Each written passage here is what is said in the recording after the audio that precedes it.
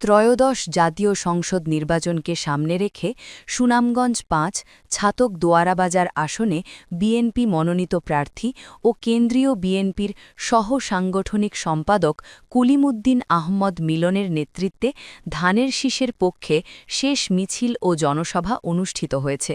রবিবার বিকেলে ছাতক পৌর শহরে বিএনপির আয়োজনে এ কর্মসূচি ঘিরে পুরো এলাকায় উৎসব মুখর পরিবেশ সৃষ্টি হয়।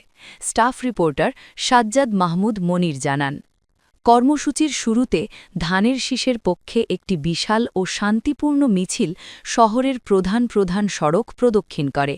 মিছিলে দলীয় নেতাকর্মী ছাড়াও বিভিন্ন শ্রেণীপেশার সাধারণ মানুষ স্বতঃস্ফূর্তভাবে অংশ নেন।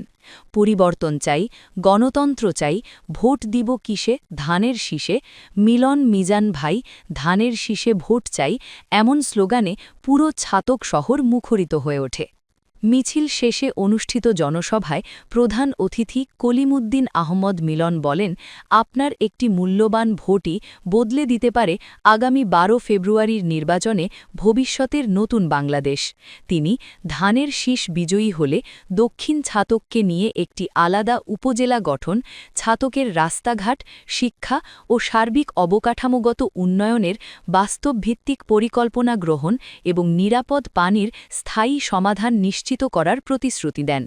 এছাড়া গোবিন্দগঞ্জ বাজারকে একটি মিনি শহর এবং ঐতিহ্যবাহী জাউয়া বাজারকে দৃষ্টিনন্দন আধুনিক বাজারে রূপান্তরের প্রতিশ্রুতিও দেন তিনি। কলিমুদ্দিন আহমদ মিলন আরও বলেন, নির্বাচনে যত বেশি ভোটে বিজয় নিশ্চিত করা যাবে তত বেশি উন্নয়ন কাজ বাস্তবায়ন সম্ভব হবে। এজন্য নেতাকর্মী ও সাধারণ জনগণকে ঐক্যবদ্ধ হয়ে সর্বোচ্চ পরিশ্রম করার আহ্বান জানাই। তিনি ঐতিহাসিক রাজনৈতিক নেতৃত্বের ধারাবাহিকতার কথাও তুলে ধরেন। ১৯৭১ সালে শহীদ প্রেসিডেন্ট জিয়াউর রহমানের নেতৃত্বে স্বাধীনতা, ১৯৯০ সালে বেগম খালেদা জিয়ার নেতৃত্বে গণঅভ্যুত্থান এবং ২০২৪ সালে তারেক রহমানের নেতৃত্বে নতুন বাংলাদেশের পুনর্গঠন। জনসভায় বিশেষ অতিথি হিসেবে উপস্থিত ছিলেন উপজেলা পরিষদের সাবেক চেয়ারম্যান মিজানুর রহমান চৌধুরী, জেলা বিএনপির আহ্বায়ক কমিটির সদস্য ফারুক আহমদ, নজরুল ইসলাম, ছাতক উপজেলা বিএনপির সিনিয়র যুগ্ম আহ্বায়ক ফজলুল করিম বকুল, যুগ্ম আহ্বায়ক শফিকুল আলম, পৌর বিএনপির যুগ্ম আহ্বায়করা। সভায় সভাপতিত্ব করেন ছাতক উপজেলা বিএনপির আহ্বায়ক ফরিদ উদ্দিন আহমদ এবং সঞ্চালনা করেন পৌর বিএনপির আহ্বায়ক শামসুর রহমান শামসু।